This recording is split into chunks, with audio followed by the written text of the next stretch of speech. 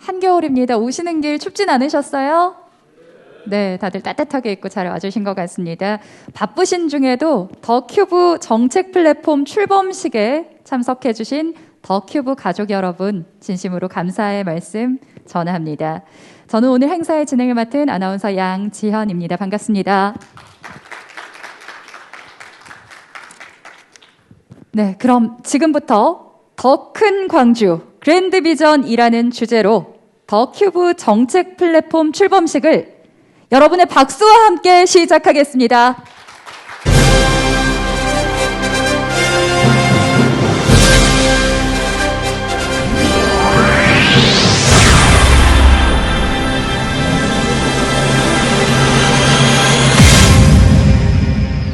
네, 큰 박수와 환호성으로 그 시작을 알려주셔서 감사합니다.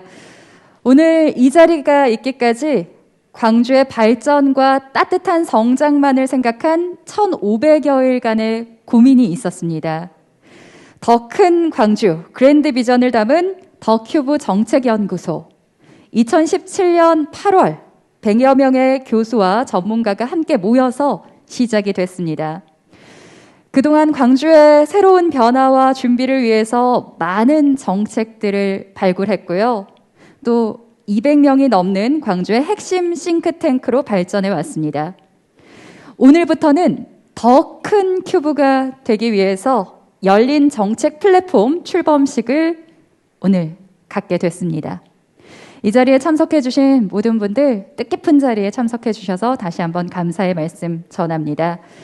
광주의 더 큰 성장을 위한 동력이 될 텐데요. 그 자리 앞으로도 응원해 주시고 힘을 보태 주시기 바랍니다. 그럼 지금부터 더큐브 정책 플랫폼 출범식을 시작하겠습니다. 먼저 국민 의례를 하겠습니다. 모두 자리에서 일어나서 정면 화면에 있는 국기를 향해 주시기 바랍니다. 국기에 대하여 경례. 바로 이하 의례는 생략하도록 하겠습니다. 모두 자리에 착석해 주셔도 좋습니다. 감사합니다. 네, 보통 이런 행사에 가면 내빈 소개를 하죠. 오늘 모두 여기 와주신 한 분 한 분이 주인공이시고 귀한 분들이십니다. 그래서 옆 사람과 또 앞뒤 사람과 눈 인사로 대신하도록 하겠습니다. 마스크를 쓰고 있으면 눈이 더 반짝이는 거 아시죠? 더 반짝이는 눈빛으로 인사를 나눠주시면 감사하겠습니다. 따뜻한 인사말도 한마디씩 나눠주시고요. 와, 훈훈합니다. 네. 더 잘생겨지셨네요. 반갑습니다. 이렇게 또 인사를 나눠주셨습니다. 네, 내빈 소개는 이렇게 서로의 얼굴을 확인하면서 인사를 하는 것으로 대신했습니다. 그럼 오늘 이 자리가 어떻게 마련이 됐는지 그 말씀을 들어보는 시간을 갖도록 하겠습니다. 김준하 더큐브 정책연구소 소장님의 인사 말씀이 있겠습니다. 큰 박수로 모십니다.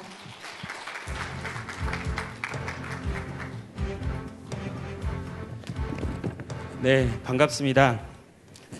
오늘 이 자리는 많은 것을 준비했지만 많은 이야기를 할 수는 없는 자리입니다. 너무나 시간이 촉박하기 때문에 준비한 것들은 앞으로 계속 공유를 해 나가려고 하고 있고요. 이 자리는 그동안 정책연구소 더 큐브가 그동안 해왔던 일들을 한번 쭉 정리하고 또 새롭게 참여하시는 많은 분들과 함께 정책 플랫폼이라고 하는 더 큰 플랫폼 위에서 정책에 대한 이야기를 하고자 합니다. 사실은 오늘 행사가 더 많은 분들을 초청하고 그리고 또 줌 행사까지 전부 기획이 돼 있었는데 코로나 시국이어서 많은 것들을 내려놓고 오늘 사회자님이 말씀하신 대로 한 분 한 분 다 소개를 드려야 되는데 소개를 못 드리고 또 한 분 한 분을 다 직접 초청을 해서 모신 자리이기 때문에 모두가 다 소중한 자리라고 생각합니다. 오늘 1시간 반에서 2시간 사이 정도로 진행될 예정인데 끝까지 경청해 주셨으면 고맙겠습니다. 감사합니다. 네, 감사합니다. 더큐브 정책연구소 김준하 소장님의 인사가 있었습니다. 이번에는 축하의 말씀을 듣도록 하겠습니다. 축사는 영상으로 준비가 됐는데요. 홍경표 더큐브 후원 회장님의 축사 영상으로 확인하시죠. 존경하는 광주 시민 그리고 참석자 여러분, 더큐브 정책연구소 후원회장을 맡고 있는 홍경표입니다. 먼저 장기화된 코로나 시국에서 모두가 힘들고 끝이 안 보이는 터널을 통과하는 기분으로 매일매일 살고 계시는 시민 여러분들께 보건의료인으로서 위로와 감사의 말씀을 전합니다. 2017년 8월 광주 성장과 발전을 정책의 영역에서 고민하고 솔루션을 찾기 위해서 100여 명의 교수와 전문가들이 함께 모여 더 큐브 정책연구소를 시작한 게 엊그제 같은데 벌써 5년차를 맞이하게 되었습니다. 오늘 광주 발전과 따뜻한 성장을 고민하며 달려온 1500여일 동안의 결과를 더 큰 광주 그랜드 비전으로 발표하게 됨을 진심으로 축하드립니다. 더 큐브 연구소는 현재 200여 명의 전문가들로 확대되어 활동하고 있는 명실공히 광주 핵심 싱크탱크 연구소로 자리매김하고 있습니다. 후원회장으로서 이 또한 뿌듯하고 기쁘게 생각합니다. 그리고 이제 더 큰 광주를 디자인하는 더 큰 큐브가 되기 위해 열린 공간 정책 플랫폼을 출범하게 되었습니다. 다시 한번 축하드립니다. 모쪼록 성공적인 정책 플랫폼 출범식을 시작으로 더 큰 광주 미래를 밝혀나가는 한 걸음 한 걸음의 역사가 되길 진심으로 기원합니다. 감사합니다. 네, 감사합니다. 광주의 핵심 싱크탱크 연구소입니다. 더 큐브 연구소의 정책 플랫폼 탄생을 축하해 주셨습니다. 1500일 동안의 활동, 그동안 어떤 일들이 있었는지 궁금하실 겁니다. 결과 보고가 있겠습니다. 그동안의 경과 보고는 안태홍 더 큐브 운영위원장님께서 해주시겠습니다. 박수로 맞이해 주시죠.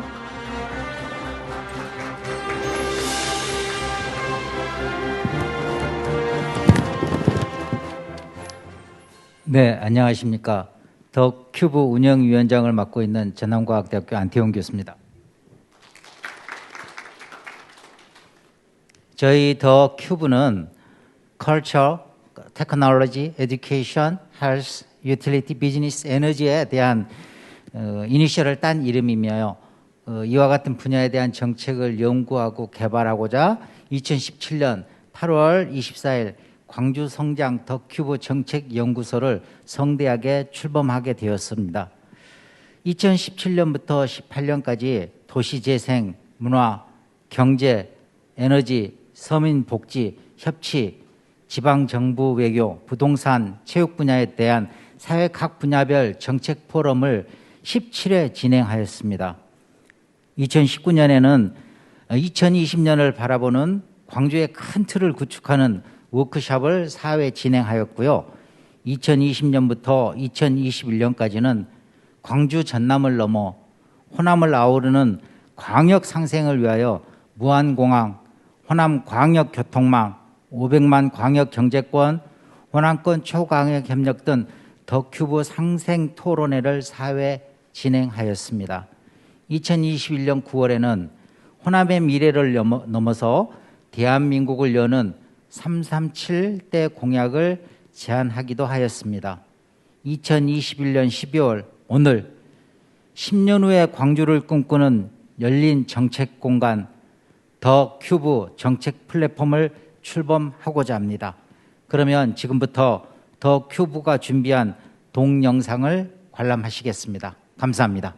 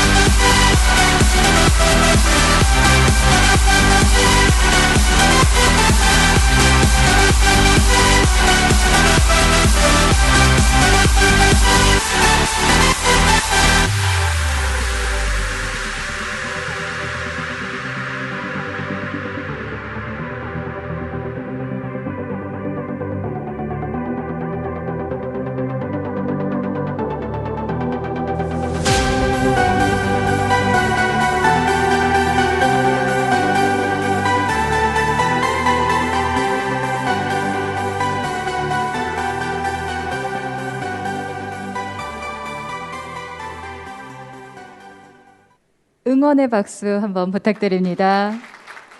감사합니다. 안태홍 위원장님의 경과보고를 통해서 그동안 또 어떤 노력들이 있었는지 알 수 있었고요. 영상을 통해서 더 큰 광주를 향한 노력을 엿볼 수가 있었습니다. 그럼 이제 개회식을 마치고 본 행사로 들어가도록 하겠습니다. 내년에는 대선과 지방선거가 동시에 이뤄지는 역사적인 해입니다. 광주에게는 미래를 위한 변화와 또 준비를 할 수 있는 절호의 순간이기도 하죠. 광주의 시민들은 어떤 광주의 미래를 꿈꾸고 있을까요? 궁금하시죠? 1264명의 광주 시민이 참여한 설문조사를 통해서 4만 개의 의견을 듣고 발빠르게 또 조사를 하신 분이 있습니다. 요즘은 빅데이터라고 이야기를 하죠. 그 수치를 통해서 많은 것들을 읽어볼 수가 있는데요. 그 결과 어떤 것들을 도출하셨는지 궁금합니다. 그래서 저희가 특별 초청해서 심층조사 결과를 들어보는 시간을 마련했습니다. 광주 미래비전 시민에게 듣다. 강기정 전 청와대 정무수석님을 모셔서 들어보도록 하겠습니다. 큰 박수 부탁드립니다.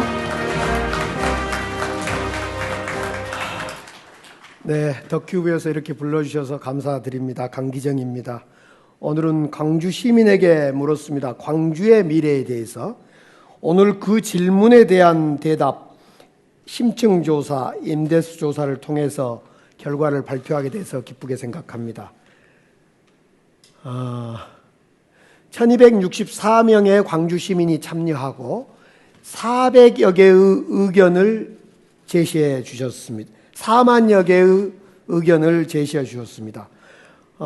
이 4만여 개의 의견을 데이터로 묻는 질문에 대한 데이터와 그것을 통한 빅데이터를 통한 키워드를 도출하는 이런 과정을 거쳐봤습니다. 우선 묻고 답하는 결과에 대한 의견이었습니다. 광주에 사는 것이 앞으로 우리 광주는 어떻게 될 것 같냐라는 의견에 앞서 말씀드렸듯이 1264명의 시민들이 35%가 행복하다 이렇게 답을 했고 아직은 잘 모르겠다가 나머지 응답이었습니다. 그럼에도 불구하고 광주 시민들은 나아질 것이다 74%로 여전히 희망을 잃지 않고 있었다는 답을 주셨습니다. 광주 시민들은 어떤 미래의 리더십을 원합니까? 라고 물었습니다. 이에 대해서 과감한 일처리가 63%, 신중한 일처리에 대해서 진보 성향의 입장을 58%, 새롭게 참신한 사람이 먼저다, 아버지처럼 든든한 리더십을 요구를 했습니다. 광주 시민들에게 다시 묻습니다. 어떤 미래의 리더의 덕목이 필요합니까? 요구됩니까? 라고 물었더니 제일 많은 응답은 추진력 34%, 공정성, 공감력, 그리고 도덕성, 신뢰성 10%씩 이렇게 응답해 줬습니다. 이를 통해서 이런 묻고 답하는 그리고 리더십의 덕목을 답해주는 키워드를 통해 답을 통해서 제가 도출해보고 싶은 키워드의 과정을 마련했습니다. 바로 세 가지의 리더십의 덕목을 광주 시민들은 뽑아주셨습니다. 과감한 추진력, 공정한 기회를 통한 공정성, 그리고 경청을 통한 공감력, 추진력과 공정성과 공감력이라는 키워드 세 개를 광주 시민들은 답해 주시고 이걸 저는 뽑아봤습니다. 계속해서 광주 시민들에게 물었습니다. 광주의 자랑은 무엇입니까? 높은 민주시민 의식이다. 5.18 민주화 운동이다. 나눔과 배려다. 이렇게 답을 해 주셨습니다. 또 광주 미래 시민, 광주 시민들의 미래의 모습이 어땠으면 좋겠습니까? 더 정의롭고 더 민주적이고 더 관용적이었으면 좋겠다. 14%의 더 공익지향적이었으면 좋겠다. 이런 답을 해 주었습니다. 시급한 사회 문제가 무엇입니까? 물었더니 일자리 창출, 저출산 고령화 문제, 인재 양성, 유출 방지, 그리고 7%에 해당되는 청년 지원 정책, 그리고 여기에 기타로 되어 있습니다만 이러한 문제들에 대한 답을 주셨습니다. 우선순위로 묻겠습니다. 어떤 것들이 가장 우선해서 광주의 현안으로 볼 수 있겠습니까? 기업 투자 유치와 투자, 군공항 이전, 미래 전략 산업 유치에 대한 답을 주셨고, 비록 8%에 해당되는 대형 쇼핑몰 유치, 아파트 위주의 난개발 제어, 이런 답을 주셨고, 역시 왼쪽에 기타로 배치될 수 있는 답들을 현안 사업으로 꼽아 주셨습니다. 지속 가능성의 광주를 물었더니 당면에서 경제 활성화, 미래 산업 인프라 확보, 그리고 공정사회 구현, 지방자치 혁신 5%까지 이런 답들을 주셨습니다. 경제 활성화에는 크게 일자리 창출과 기업 활성화 유치, 골목 상권 활성화 이런 답을 주셨고, 미래 산업 인프라 확보는 AI 산업이라든가 에너지 산업, 메가시티 인프라 구축, 교통망 확보 이런 답을 함께 주셨습니다. 청년 세대에 대한 과제는 무엇입니까? 좋은 일자리였습니다. 그리고 그런 좋은 일자리와 더불어 미래형 산업 기반을 구축할 수 있도록 해달라 이런 답을 주셨고요. 육아 저출산 문제도 많은 답들을 해 주셨습니다. 역시 광주에도 주택 문제가 많다는 것은 확인되었습니다. 앞서 말씀드린 건 4만 개의 의견을 개념화시켰던 것이었고, 이것들을 빅데이터 분석을 좀 해봤습니다. 도대체 무엇을 요구하고 있는가에 내면의 소리를 한번 추적해봤습니다. 두 질문으로 역시 물었다는 말씀을 드립니다. 당신이 광주시장이 된다면 반드시 하고 싶은 일은 무엇입니까?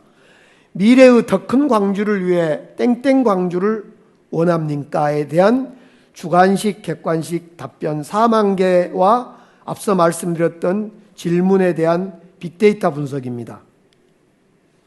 첫째로 일자리 창출, 희망, 행복, 공정, 공평 같은 개념으로 묶어봤습니다. 가장 많이 나왔던 단어군이라고 볼 수 있겠습니다. 일자리, 창출, 정책, 여기 보시다시피 개발, 도시, 활성화, 조성, 부동산,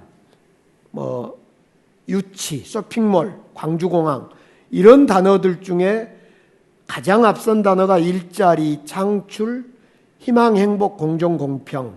답은 희망의 광주, 희망으로 만들어진 행복한 광주, 미래의 산업을 유치하는 도시 광주, 깨끗한 친환경 광주 이렇게 답을 해주셨습니다. 그러니까 왼쪽은 키워드고 오른쪽은 주관식 답변으로 생각하시면 될 것 같습니다. 이 일자리 창출, 희망, 행복, 공정, 공평을 통해서 저는 이런 키워드를 도출해 보았습니다. 바로 기회였습니다. 이 기회라는 것은 더 많은 기회였습니다. 여기서 고민하고 싶었던 것은 공정과 기회는 어떤 것이 앞서거니 뒤서거니 할 거냐에 대해서 고민을 했습니다. 저의 결론은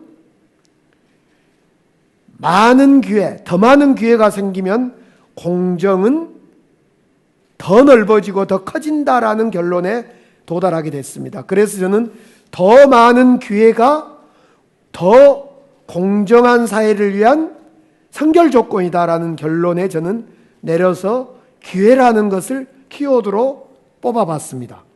이 기회라는 것은 일자리의 기회, 내 집 마련의 기회, 결혼, 출산, 돌봄의 기회, 재취업의 기회, 실패가 스펙이 되는 기회. 기회가 넓어진다면 공정의 문제는 더욱 열린 문이 되지 않을까, 좁은 문에서 열린 문이 되지 않을까, 이런 생각을 해봤습니다.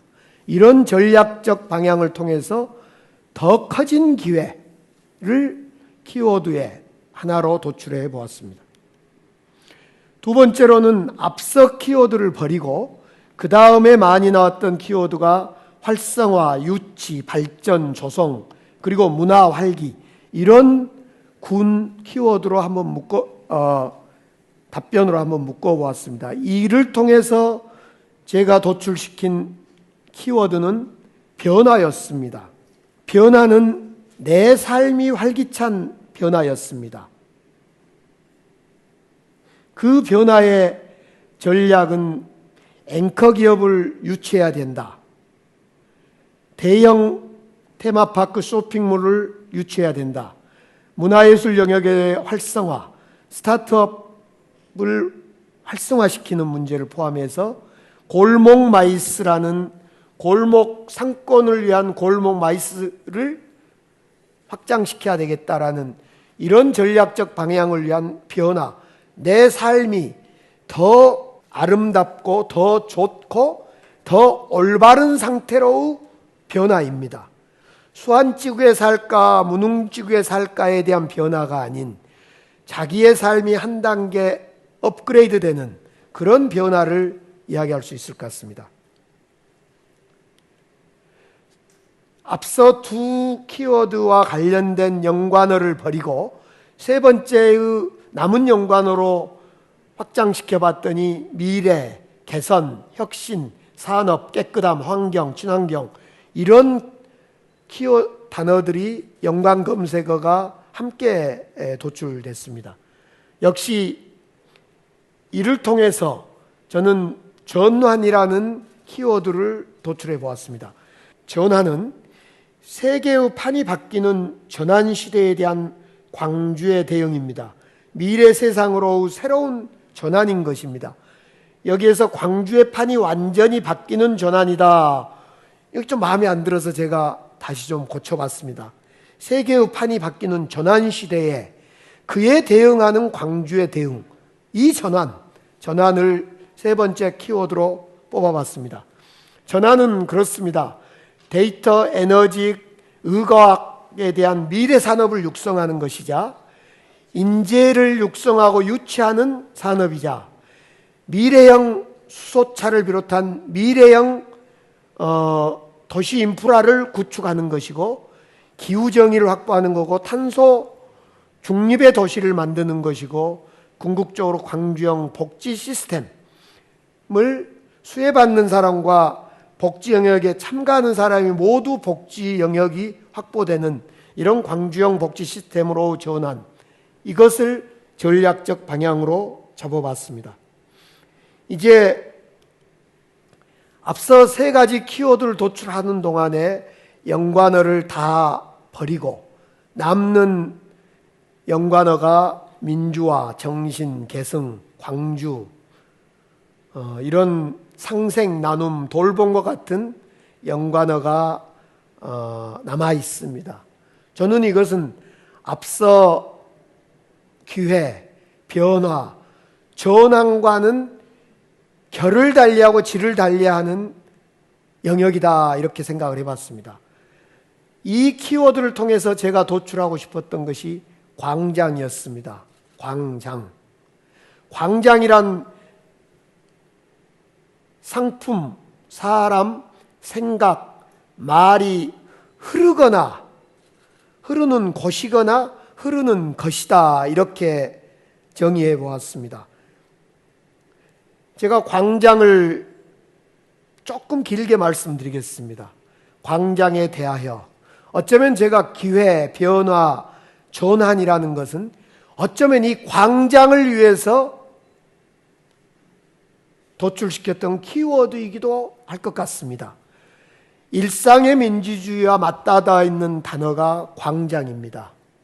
제가 최근에 전직 의정 포럼에 가서 빛거울 의정 포럼에 가서 했던 그 얘기를 조금 더 다듬어 보았습니다. 일상의 민주주의와 광장에 대한 이야기였습니다. 민주주의의 핵심은 발언의 평등과 법 앞의 평등이다 이렇게 이야기합니다.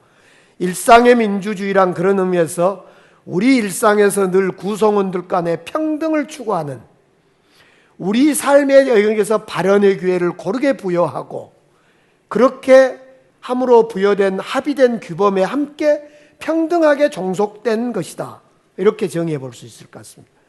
광장은 그래서 공동체 구성원들의 평등하고 수평적 결합을 상징합니다. 넓을 광은 포괄성을 의미하고 마당장은 가능성과 기회를 의미합니다. 광장은 그래서 민주시민의 덕성, 그런 덕성이 표출된 공간의 의미입니다. 시간과 공간을 모두 포함된 그런 의미가 광장인 것이라고 말하고 싶습니다. 광주 안에는 5.18 민주광장이 존재합니다. 대한민국에는 광주라는 광장이 존재합니다. 그래서 많은 정치인들이 광주를 민주주의의 심장이다 이렇게 부르고 있습니다. 그러나 정말 대한민국의 광장인 광주가 민주주의의 심장으로 작동하고 있는 거냐? 펌프질하면서 대한민국의 민주주의를 펌프질하는 광장으로 광주가 존재하고 있는 거냐에 대해서 묻지 않을 수 없습니다. 광주는 대한민국 안에서의 광장이자 광주 안에서 5월 광주를 품고 있는 또 다른 광주이기도 합니다. 그래서 광주는 안으로도 밖으로도 광장이 되어야 됩니다. 광장은 개방적이고 화해적이고 수평적인 결합을 상징하고 있고 흐르는 곳입니다. 광장은 닫혀서는 안 되겠습니다. 광주에 보이는 또는 보이지 않는 많은 광장들이 만들어졌으면 좋겠습니다. 상품의 흐름이 흐르듯, 자본과 기업이 흐르듯, 말의 흐름이 흐르듯 중요하고 생각의 흐름도 흘러야 됩니다. 막아서는 안 되겠습니다. 정치인의 정치 참여 보장돼야 됩니다. 공직자들의 당연한 공직 활동으로부터 활용하지 않는다면 공직자들의 정치 활동 보장돼야 합니다. 제가 국회 12년 동안 끊임없이 공직자들의 정치 활동, 자기 지위를 이용하지 않는 이상 공직자들은 정치 활동이 보장돼야 한다는 것이 저의 소신이고 제가 오랫동안 국회에서 대표 발의했던 법안이기도 합니다. 공직자든 정치인이든 말의 흐름, 생각의 흐름 끊어서는 안 됩니다. 막아서는 안 됩니다.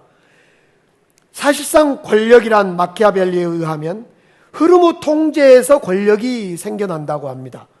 이제 흐름을 막는 것에서 나오는 것이 아니라 흐름을 유도하고 이끌어가는 데서 그 권력이 나와야 되고, 그럴 때만이 이거의 권위의식에 의한 권력이 아닌 권위 있는 권력이 될 거다. 이런 마키아벨리즘의 지금 강기정식 해석입니다. 이건 완전히 웃긴 해석이죠. 한번 웃어달란 건데 이것은. 그래서 광주가 상품, 사람과 생각, 그리고 말이 고이거나 막히는 곳이 아니라 흐르는 곳, 그런 광장이 돼야 됩니다. 광주가 상품이 흘러야 한다라는 이야기는 다르게 말하면 노동조합에는 노동이사제가 있어줘야 합니다. 농민들은 농민의 삶이 보장되는 농민수당이 확보돼야 되고요. 공직자는 공직의 지위를 이용하여 정치 관여를 하지 않는 이상 공직자에게는 정치의 자유가 보장돼야 됩니다. 정치 참여가 보장돼야 합니다. 그런 곳이 되도록, 그런 광장이 되도록 환경을 조성하고 기반을 닦아야 합니다. 그럴 때만이 광주가 권력의 중심, 민주주의의 심장, 광주, 대한민국의 중심, 전 세계의 빛나는 거울, 광주가 될 거라고 저는 확신합니다. 그래서 광장의 전략으로 저는 광장의 부활을 다시 한번 말씀드립니다. 사람이 모이는 물리적 광장이자 사람의 생각이 모이는 플랫폼 광장이 있습니다. 이 모두에 모이는 사람을 막지 않고 광장의 역할을 엄청나게 높이는 정책적 개발과 방향으로 가져야 될 것 같습니다. 두 번째는 턱없는 도시가 되어야 합니다. 도로의 턱을 넘어선 이야기입니다. 고용주와 노동자의 가불관계의 턱을 없애줘야 됩니다. 교육과 삶의 격차의 턱이 없어져야 됩니다. 그를 통해서 사회 전반에 턱이 없어야 됩니다. 이렇게 말씀드리면 또 다른 논란이 일어서 제가 차별이란 단어를 쓰지 않겠습니다만, 턱을 없애는 광주, 그럴 때만이 광주가 민주주의의 심장이다, 민주주의가 살아넘치는 도시다, 전 세계의 모범 도시다라고 하고 광주로 배우러 올 것이며 광주를 존중하게 될 것이다, 이렇게 생각합니다. 세 번째로 광장의 전략으로는 사람을 중심으로 환경도, 사회도, 지배구조도, ESG 경영체계가 확립되는 것입니다. 광장처럼 수평적, 평등하게 운영될 수 있는 바로 그것입니다. 오늘 제가 시민들에게 물었던 얘기의 결론이 이 세 줄에 있습니다. 광주 시민들은 이렇게 요구하고 있다고 저는 시민들의 답에 제 해석을 얹혔습니다. 미래 광주, 더 큰 광주를 위해서는 추진력, 공정성, 공감력에 기초한 리더가 기회, 변화, 전환, 광장을 열어 더 큰 광주를 만들어 달라, 이렇게 답했다라고 감히 저는 시민들의 얘기를 이 자리에 계신 여러분들과 모든 분들에게 전하고 싶습니다. 감사합니다. 네, 감사합니다. 강기정이 묻고 광주 시민이 답하다라는 주제로 심층조사 결과를 들어봤습니다. 다시 한번 함께해 주신 우리 특별 초청에 응해 주신 강기적 전 수석님께 뜨거운 박수 부탁드립니다. 감사합니다. 네, 네 가지 키워드를 통해서 광장의 역할을 높이는 정책, 턱없는 도시, 이런 것들을 도출해서 이야기를 해주셨는데요. 저도 청년의 한 사람으로서 광주에 기회가 넘쳐나는 그런 도시가 되기를 바라봅니다. 그럼 다음은 미래비전 인덱스 보고서를 바탕으로 한 더 큰 광주의 그랜드 비전을 발표하는 시간을 갖도록 하겠습니다. 이 발표는요, 김준하 소장님을 모시고 함께 하도록 하겠습니다. 박수 부탁드립니다.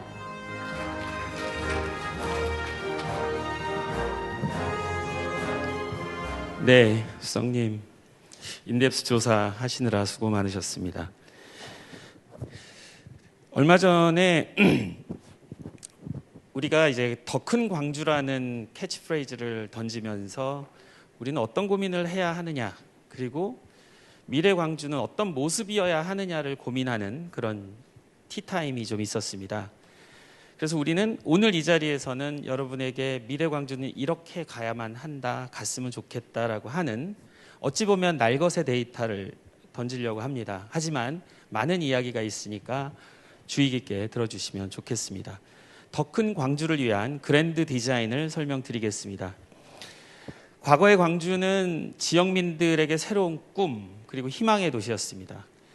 자식 교육을 위해서, 일자리를 찾기 위해서, 그리고 다양한 문화 활동을 하기 위해서 어찌 얽히고 설키고 하면서 잘 살아오던 이게 과거의 광주였는데, 오늘의 광주는 사람들이 떠나고 있습니다. 그리고 교육과 삶에서는 격차가 더 많이 벌어지고 있고, 노잼 도시, 매력이 떨어진다라고 하는 꿀잼 도시로 바꿔주기를 바라는 그런 지방의 한 도시가 되고 있습니다. 그리고 전 세계 시민들이 전 세계 도시가 동시에 겪고 있는 문제는 코로나의 발생과 발생 후에 예측하기 힘든 이런 세상, 그리고 기후정의를 이야기하는 탄소 중립의 시대, 4차 산업혁명으로 득을 보는 사람도 있지만 또 좌초되시는 분들도 있는 공존과 희망이 함께 존재하는 세상에 살고 있습니다. 스마트 시티와 메가시티는 그 누구에게 물어봐도 똑같은 화두가 되고 있고, 경제 회복과 그리고 또 복지 강화라는 면에서는 모든 시민들이 간절히 원하고 있습니다. 결국은 새로운 시대의 시대 정신은 내가 행복한, 내 삶이 행복한 이런 형태로 진행되고 있습니다. 저희 더큐브 연구소에서는 10년 후 광주라는 캐치프레이즈를 가지고 어떤 광주를 만들어야 하느냐, 10년 후 광주는 어떤 모습이어야 하느냐를 꿈꿔보고, 그리고 많은 시민들에게 이야기합니다. 이제는 미래를 얘기할 때다. 더 이상 현재와 과거에 대해서 얘기하지 말고 미래를 좀 얘기해보자, 이렇게 제안을 하고 있습니다. 방금 수석님께서 던지신 자료에 더 많은 기회를 만들고 내 삶이 활기찬 그런 변화를 이끌어내고 그 변화를 통해서 미래로의 전환, 그 전환에 도전하는 광장을 여시겠다고 하셨습니다. 박수 한번 쳐드리시죠. 저는 이 광주의 미래 4대 핵심 가치는 저희 정책연구소에서 충분히 수용을 해서 이 방향과 기조를 가지고 광주를 한번 디자인해 볼까 하는 생각을 하고 있습니다. 거기에 또 하나 추가가 되는 게 바로 차기 정부, 누가 되든지 간에 초광역 협력이라는 부분은 거부할 수 없는, 전 세계가 함께 몰려가고 있는 광역과 기초지자체가 수도권과 경쟁할 수 있는 그런 공간에, 산업에, 사람에 대한 투자, 그리고 그 공간은 수도권 수준의 이동권, 도시간 자족 생활이 가능하고 초광역의 전략산업과 지역 투자를 활성화시키는 것, 그리고 일자리, 청년, 환경, 이 모든 문제를 사람 중심으로 투자하는 것이 바로 초광역 협력 사업입니다. 공간에 투자하고 산업에 투자하고 사람에 투자하는 그 세 가지 키워드와 방금 강기정 수석님께서 말씀하셨던 기회, 변화, 전환에, 그리고 그 모든 것들이 광장에 모일 수 있도록 하는 핵심 가치를 공간 대개조, 그리고 지역 산업의 빅뱅, 지역 산업이 터져야 됩니다. 그리고 사람 중심의 ESG 경영으로 전략적 방향을 좀 바꿔봤습니다. 왼쪽에 보시는 게 방금 전에 강기정 교수님 말씀하셨던 좋은 일자리부터 ESG 경영까지의 18가지의 핵심 전략입니다. 그리고 정치하시는 분이니까 확실히 시민과 국민을 생각하시는 건 이해를 하겠지만, 또 전략을 세우는 사람 입장에서는 좀 더 실용적이고 좀 더 테크니컬한 방향으로 수정을 통해서 기회, 변화, 전환, 광장의 핵심 가치를 공간 대개조와 지역 산업의 빅뱅과 사람에 투자하는 ESG 경영으로 바꿔봤습니다. 그래서 결론부터 말씀드리면 18개 전략 과제가 핵심 기조는 말씀하신 더 많은 기회와 더 내 삶이 활기찬 변화와 미래 사회의 전환, 그리고 그들이 모일 수 있는 광장이라고 하는 이 핵심 가치를 가지고 테크니컬하게는 공간을 바꾸고, 그리고 지역 산업의 빅뱅을 터트리는 일을 만들고, 사람을 중시하는 ESG 경영으로 총 80개의 이행 과제를 도출을 해봤습니다. 그 첫 번째로 공간 대개조에 대해서 설명을 드리겠습니다. 공간 대개조는 더 큰 광주를 위한 첫 번째 관문인데, 그 관문이 교통뿐만이 아닌 물류의 관문이어야 하고, 두 번째는 언제까지 수도권에서 지하철이 있다는 걸 우리가 부러워할 것인지, 우리도 30분 그리고 1시간 경제권을 만들어야 되는데 그러기 위해서는 교통이 확보돼야 됩니다. 그리고 광주뿐만이 아닌 호남에는 킬러 컨텐츠가 없습니다. 그래서 과감하게 던집니다. 디즈니랜드 합시다. 노무현도 했고 박근혜도 했는데 왜 새로 등장하시는 대통령들은 왜 디즈니랜드 안 하십니까? 호남에 주십시오. 그래야 호남이 누구라도 옵니다. 그 디즈니랜드를 바탕으로 트렌디 타운이라고 하는 것을 제안을 합니다. 원도심 활성화 부분은 당연히 광주 안에서도 격차가 생겼는데, 광주 안에서의 격차는 광주 안에서 해결해야 한다라고 하는 도시의 활력과 광주 내부의 균형 발전 등을 공간 대개조에 담아봤습니다. 첫 번째로 송정역은 복합 환승센터가 만들어져야 됩니다. 어찌 보면 호남의 가장 핵심이 되는 관문이 될 텐데 아직도 지지부진하고 있습니다. 두 번째는 쿠팡 같은, 그리고 11번가 같은 이커머스의 터미널, 그러니까 이커머스를 통해서 중간에 잠깐 상품을 놓고 가는 그 관문이 역시 필요합니다. 그리고 많은 분들이 원하셨죠. 아까 수석님 말씀하셨는데 8% 정도의 답변에 대형 쇼핑몰 이렇게 얘기하셨습니다. 제가 어떤 강의를 가서 실시간으로 한 50명 있는 학생들한테 이렇게 설문조사를 하면 노골적으로 코스트코 만들어주세요 라고 이야기를 합니다. 그 거점의 도시가 되기 위해서는 현재 광주가 안타깝게도 송정역과 광주역을 잇는 철도가 남북을 가로막고 있습니다. 이 부분을 좀 평지화하고, 어떤 분은 또 지하도 좋다라고 하시는데 예산이 너무 많이 들 것 같고요. 광주와 송정역 사이를 평지화하고 이 부분을 광주의 어떤 시그너처, 그래서 수소 트램을, 어찌 보면 광주의 동서축을 조용한 수소 트램으로 한번 만들어 보자라는 거고, 두 번째는 철도로 갈 수 없으니 미래 교통수단으로 그래도 빨리 갈 수 있는 급행 간선 BRT를 수소 BRT로 한번 만들어 보자가 화순부터 담양까지 갈 수 있는 코스입니다. 그렇게 해서 호남 광역 교통망 자체를 전남 전북까지 1시간권 이내로 만들어야 하는 게 호남의 숙제이고, 특히 광주의 숙제는 광주 주변에 있는 장성, 담양, 화순, 나주, 한평, 영광을 30분권 이내로 만들어야 적지 않은 인구들이 서로 교류를 할 수 있습니다. 그 첫 번째로 도시철도와 BRT 중심으로 수요응답형 교통을 도입하자. 그리고 공공교통 활성화를 통해서 교통 부분 탄소 중립을 추진하자라는 건, 공공교통이라는 것이 대중교통과는 좀 다릅니다. 공공교통은, 대중교통은 버스와 지하철을 보시면 되고, 공공교통은 택시를 포함한 자전거 이런 것들을 포함하시면, 수요응답형이라는 것은 할아버지가 갑자기 허리가 아프셔서 움직이지 못하게 됐는데 택시를 불러도 안 오는 그런 상황을 만들지 말고 수요에 응답하는 공공교통 체계를 확보하자. 걷고 싶은 도시체계, 수소 중심의 친환경 미래교통수단을 만들어서 호남권 교통 자체가 잘 깨끗하게 빨리 만들어줄 수 있는 30분권, 60분권 거리가 됐으면 좋겠습니다. 그리고 22세기형 디즈니랜드. 저희 정책팀이 고민할 때 21세기도 안 갔는데 22세기형이냐 갑자기. 그래서 22세기형을 구글 검색을 거의 일주일간 합니다.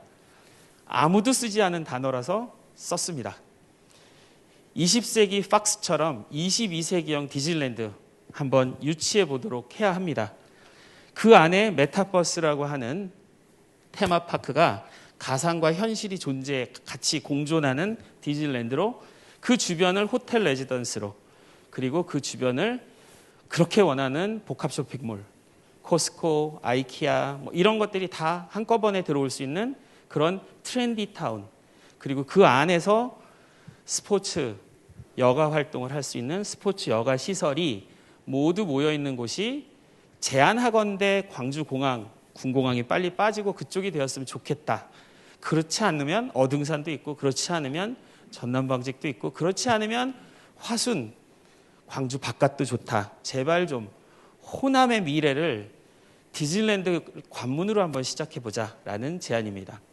그리고 원도심을 회복하는, 충장로와 금남로를 연결시켜서 다시 스마트한 예술, 그리고 그들이 아시아 문화전당에 침체되어 있는 것들을 살려낼 수 있는 아트, 문화, 친환경, 그리고 아날로그와 디지털이 섞여 있는, 예를 들자면 이런 겁니다. 휴대폰을 들고 금남로에서 이렇게 한번 보면 현재가 보이지만 휴대폰 안에서는 과거 5.18 때 모습이 보이는 그런 스마트한 예술 관광 특구가 만들어질 수 있고, 누군가의 문화예술을 하고 있는 분들을, 누구나 문화예술을 즐길 수 있는 곳이 바로 원도심 회복의 상징으로 충장로와 금남로가 좋겠다라고 도출을 합니다. 그 안에는 커뮤니티 케어 도시재생 부분이 들어가 있고, 커뮤니티 케어라는 부분은 돌봄 체계가 병원에 가야지만 치료받는 게 아니고 내 집에서 치료를 받는 그런 곳, 특히 고령화가 심각해지는 이 호남, 광주의 인구는 앞으로 커뮤니티 케어에 상당한 투자를 하게 될 것이다라는 비전을 보고 있고, 그리고 스마트하고 그린이라는 것은 국가의 발전 방향이기 때문에 광주 역시 함께 따라가야 된다라고 해서 공간 대개조 부분에서는 2개의 전략과제 그리고 14개의 이행과제를 제안을 해봅니다. 두 번째로 지역산업의 빅뱅입니다. 빅뱅이라고 하는 것은 작은 핵이 엄청난 무게를 지니고 있기 때문에 감당할 수 없어서 터져나가는 것, 것을 빅뱅이라고 합니다. 그리고 우주는 아직도 그 빅뱅에서 멈추지 않고 계속 확장한다고 합니다. 우리의 빅뱅의 그 핵은 바로 골목이었으면 좋겠다라는 상상을 했습니다. 골목부터 초광역까지가 우리의 빅뱅이어야 한다.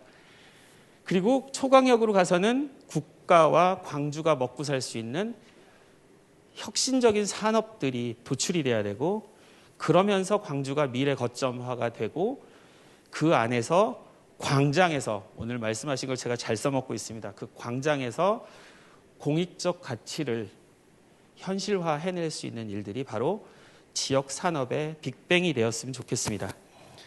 골목의 상점이 공연과 미술관으로, 마이스 산업은 다 아실 겁니다. 미팅, 인센티브, 컨벤션, 엑스비션 해서 전시, 회의, 그리고 컨벤션까지 다. 그런데 이제 거대한 이 김대중 컨벤션만이 마이스 사업이 아니고, 이제는 골목 자체가 마이스 산업이 될 수 있도록 작은 상권도 전시, 미팅의 핵심이 될 수 있도록 만드는 골목의 공간, 그리고 스몰 마이스, 그리고 인공지능 마이스. 결국 골목을 통해서 젊은이들이 다시 한번 활력을 이끌어낼 수 있는 그 골목 마이스가 첫 번째 빅뱅의 핵이 되었으면, 그 핵들을 가지고 이제는 좀 엮어 갑시다. 언제까지 수소 가지고 싸울랍니까? 수소경제 빅뱅 프로젝트는 울산이냐 전북이냐 이러고 싸우고 있습니다. 그런데 사실 광주도 하고 있고 경북도 하고 있습니다. 그렇다면 K경제벨트라고 하는 새로운 틀로 남부권에서 수도권에 맞짱 뜰 수 있는 그런 빅뱅을 만드는데, 왼쪽에 보시는 거는 새만금, 광주, 목포까지 연결되는 아시아 데이터 센터.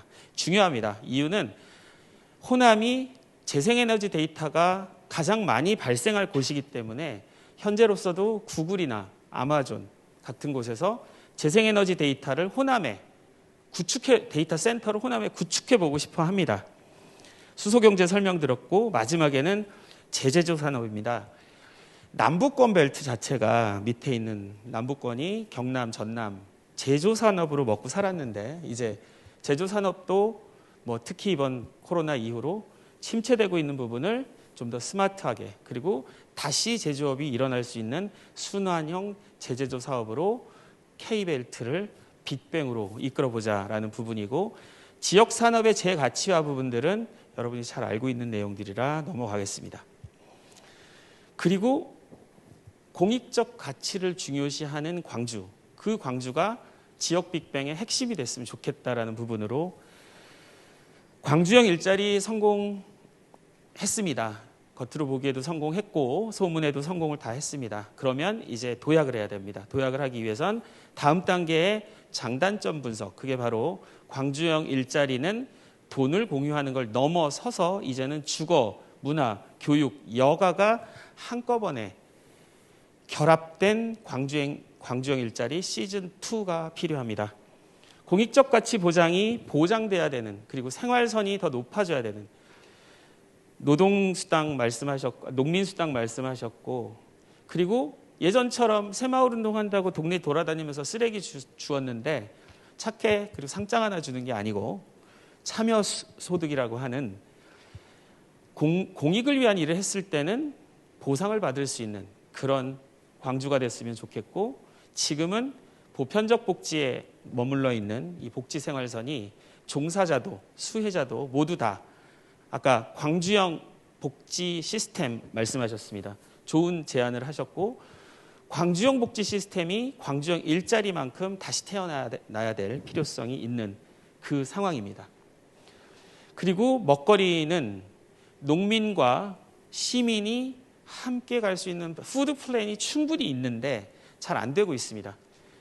도시와 농촌의 상생형 푸드 플랜은 생산 조직화를 농촌에서 해주고 소비 조직화를 도시에서 해주면 중간에 센터를 통해서 기획 생산을 하자. 그러면 학교 급식이나 공공기관 급식은 기획 생산으로 가는 농촌과 시민이 안전한 먹거리를 받고, 농촌은 부를 축적하고, 그리고 단체 급식이나 시민들은 제휴 기획을 해서 단체에 해당하는 안전한 먹거리를 제공하는 호남권 푸드 플랜, 광주 이외의 지역과 할 수 있는 광주가 리더가 될 수 있는 그 계획 중에 하나입니다. 이런 푸드 플랜부터 골목 상권 기반으로 광역권까지 K벨트로 묶어내는 지역 산업의 빅뱅이 필요한데 여기서 전략과제 6개와 이행과제 21개를 도출해 봤습니다. 세 번째로 사람이 중심이 되는 ESG 경영까지 가고 정치하시는 분은 ESG 정치, 공무원이신 분들은 ESG 공무 이렇게 많은 영역에 펼쳐져 있습니다. 사람 중심이기 때문에 당연히 인재 양성을 해야 되고요.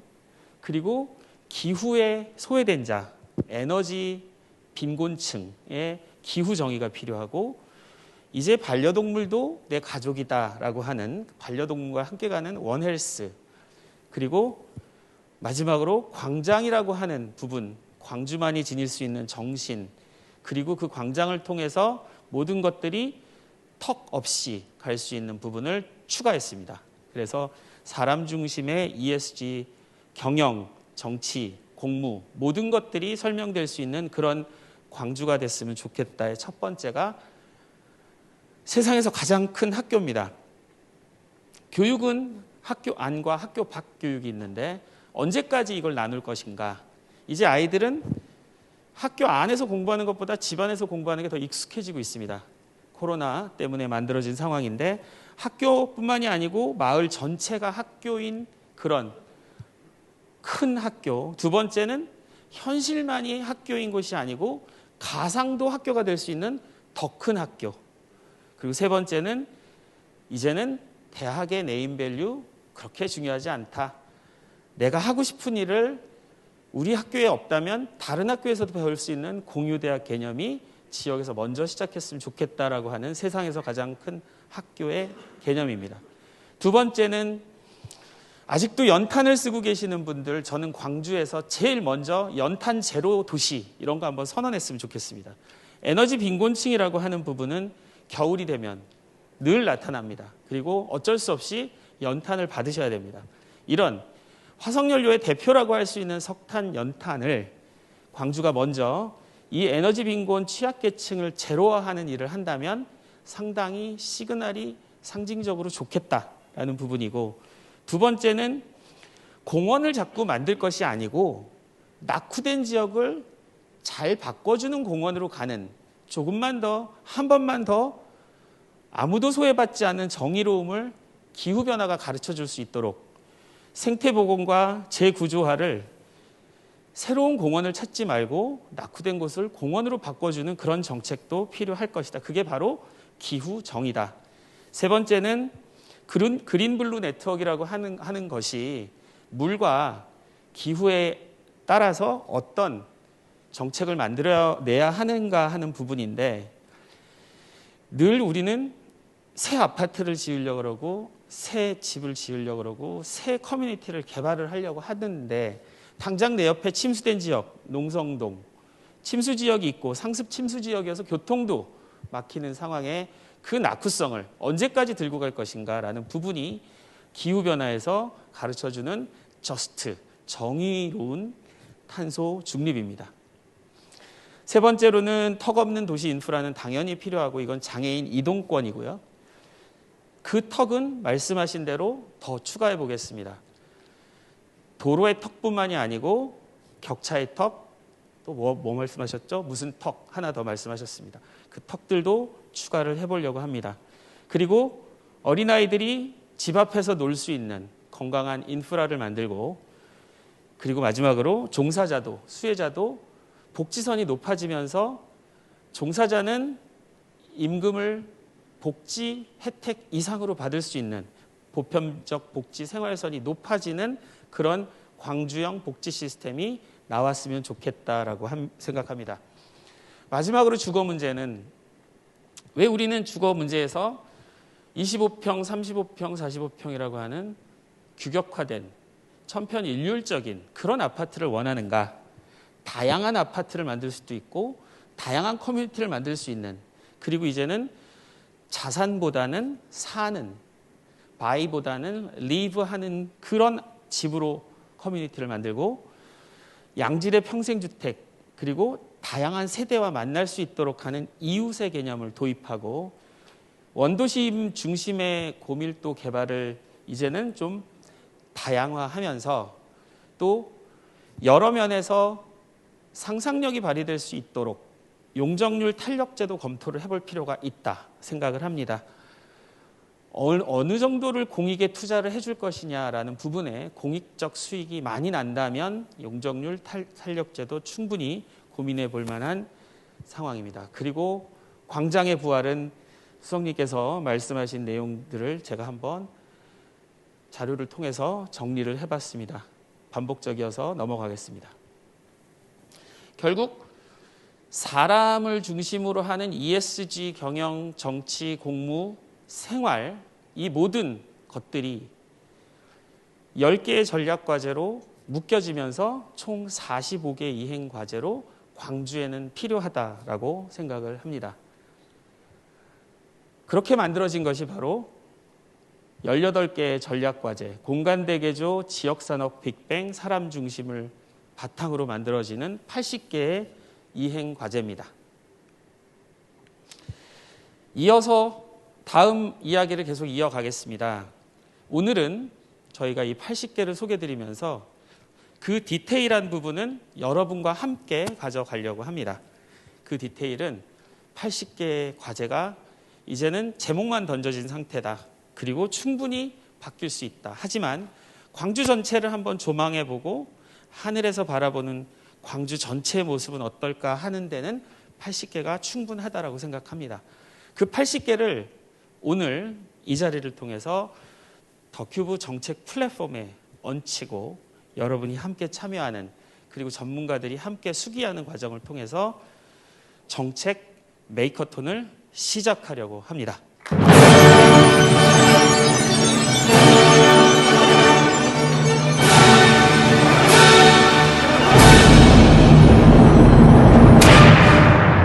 네, 아주 좋았습니다. 한 2초가 너무 길었습니다.